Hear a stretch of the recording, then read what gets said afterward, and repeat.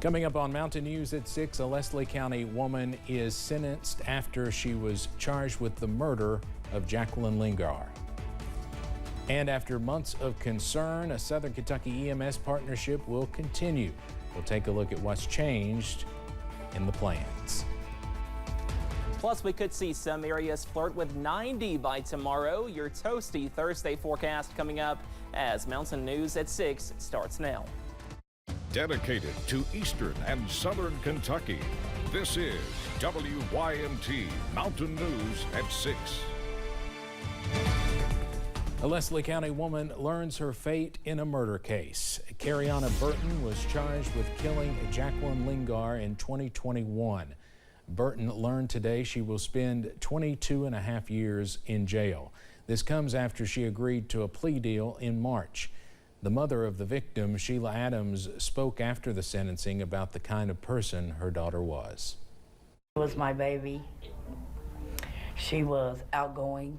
She was courageous. She loved her sisters and brother, loved her nieces and nephew, and brutally honest. Burton was also charged with 6 counts of wanton endangerment. All the charges will run concurrently. Burton was taken to the Leslie County Detention Center after today's sentencing. Protests continue against the war in Gaza. UCLA canceled classes today following clashes between 2 protest groups. Here in Kentucky, a rally is getting started on the University of Kentucky campus. The group Lex for Palestine is hosting that rally to show support for Palestinians overseas.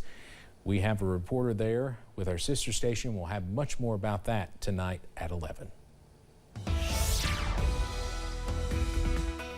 We are tracking some summer-like weather on this first day of May. A live look across the mountains. You can see plenty of sunshine and blue sky from the London Corbin airports to Pikeville, also to Moorhead and at Buffalo Mountain as well. Not a drop on first alert pinpoint Doppler, all thanks to high pressure. And that weather system will keep us dry and comfortable as we go into your Wednesday evening. Most of us right now in the upper 70s to lower 80s, up to 77 for Pikeville, 81 for Jackson, 83 over in Irvin for Estill County at this hour, and most of us wake up in the middle to upper 50s to wake up and walk out the door on your Thursday. We stay dry overnight under a partly cloudy to mainly clear sky, and some more very warm weather is on the way tomorrow. We top out in the middle to upper 80s by Thursday afternoon, and we're also watching out for those rain chances to increase by Friday and pushing into this Derby weekend. All those details coming up in just a few minutes. Steve?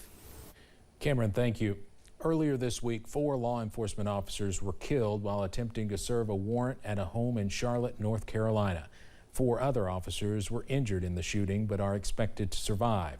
The suspect, now identified as Terry Clark Hughes Jr., was also killed. Hughes was wanted for possession of a firearm by an ex-felon and fleeing to elude in Lincoln County, North Carolina.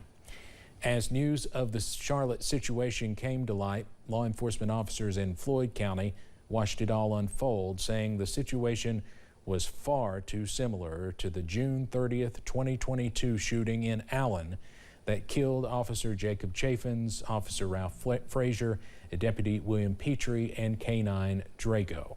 WYMT's Buddy Forbes has more from Floyd County's first responders.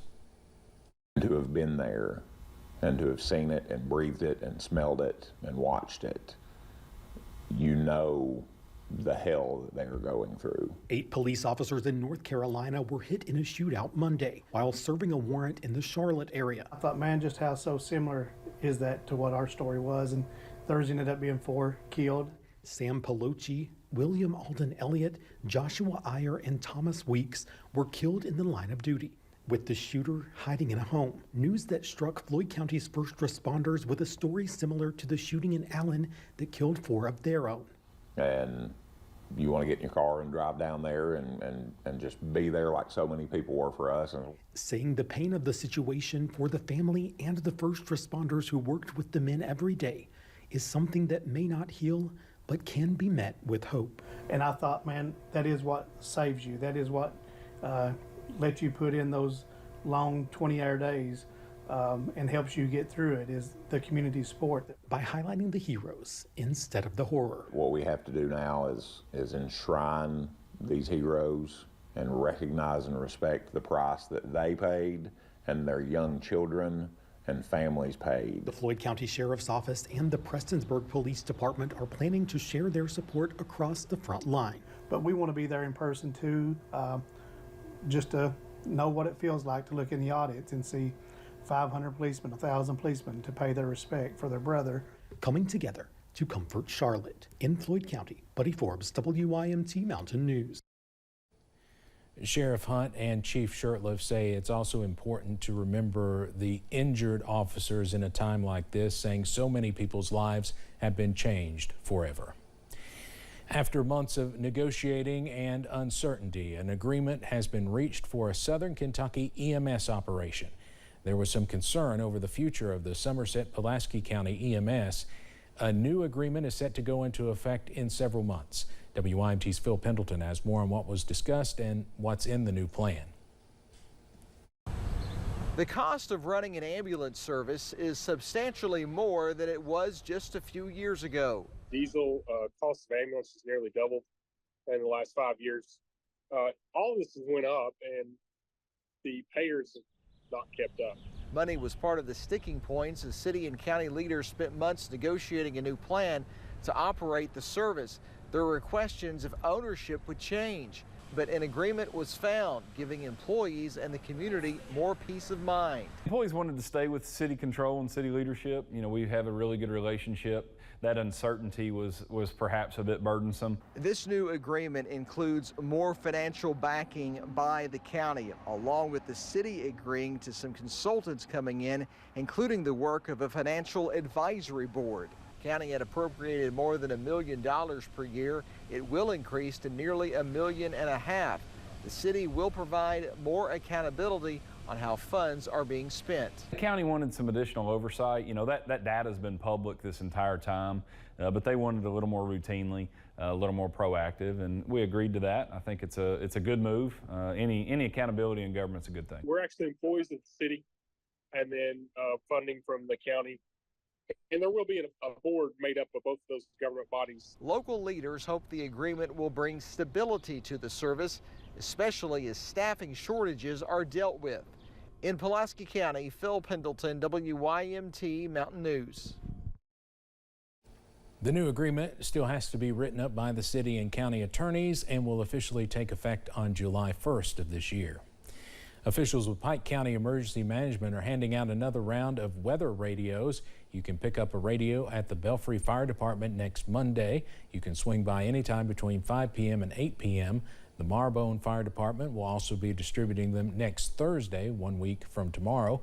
The window to come and get a radio on that day will also be from 5 until 8 p.m. A Knott County native has received Teacher of the Year honors by the Kentucky Education Association. Allison Sloan was presented with the KEA Award for Teaching Excellence. Sloan is a special ed teacher for Rowan County High School. She's taught in the Rowan County school system for 24 years. This marks the second straight year a Rowan County educator has received the honor. A Clay County native involved in education for decades was also honored recently. Dr. Aaron Thompson, who is the president of the Council on Post-Secondary Education, received the Wendell Thomas Award from the Kentucky Association of Blacks in Higher Education. The honor recognizes a person's endeavors to promote the cause of African Americans in higher education and for a commitment to promoting equal opportunity. A new clinic at Paintsville ARH is now open. Earlier today, a ribbon cutting was held for the grand opening of the retail pharmacy on the hospital campus. The event featured guest speakers from ARH and the Paintsville community. There were also free health screenings, giveaways, and some lunch. Johnson County Judge Executive Mark McKenzie thanked ARH for being a great partner in the community.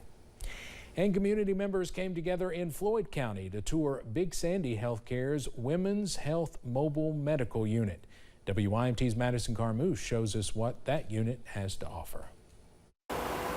Big Sandy Healthcare's mobile medical unit is small, but it's making a big impact in the Big Sandy, giving women in the most rural parts of the service area access to women's health care. Officials say the goal is to encourage women to get those well women checkups, prenatal care, and so much more through accessibility. One of the ways that we do our locations is sometimes we'll set up at our other clinics. We have a lot of satellite clinics in Pikeville, in Johnson County, in Sayersville, in Martin County. So we go to those clinics.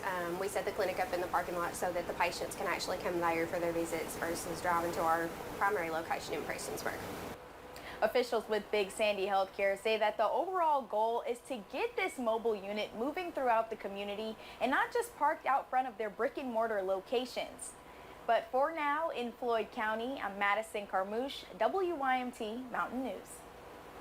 For more information about the mobile clinic and what it has to offer, you can find this story on our website, and we'll have more on the mission that motivated the implementation of the mobile unit tonight at 11. The early voting period is underway in West Virginia. It runs through Saturday, May 11th. If you are in Logan County, you can go to the Commission Building on 325 Stratton Street in Logan. For those in Mingo County, you can go to the courthouse in Williamson. And for those of you in Wayne County, you can go to that county's courthouse, which is on Hendrick Street in the city of Wayne. For more about this, you can go to the West Virginia Secretary of State's website. Well, some summer-like weather will continue through tomorrow, but showers are looming to close out the week. Your forecast coming up. Plus, this week, more than 20 high school students and school staff from Ohio are back in the mountains for the second time. Find out why.